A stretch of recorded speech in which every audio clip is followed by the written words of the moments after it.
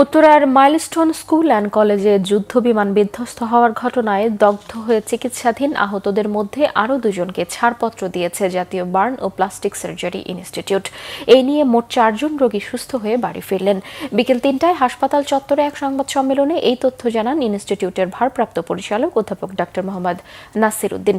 তিনি বলেন, বর্তমানে ইনস্টিটিউটে চিকিৎসাধীন 34 জন রোগী, যাদের মধ্যে 28 জন শিশু ও 6 জন প্রাপ্তবয়স্ক।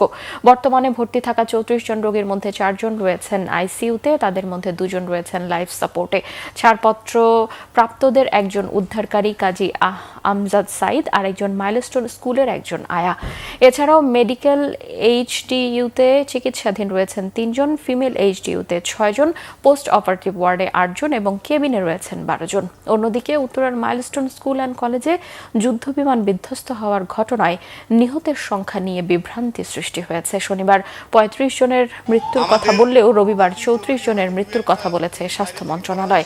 এ নিয়ে হালনাগাদ তথ্য দিয়েছে স্বাস্থ্য মন্ত্রণালয়। আমাদের নিজের লোক দিয়ে সেই পরীক্ষাগুলো আমরা করাচ্ছি।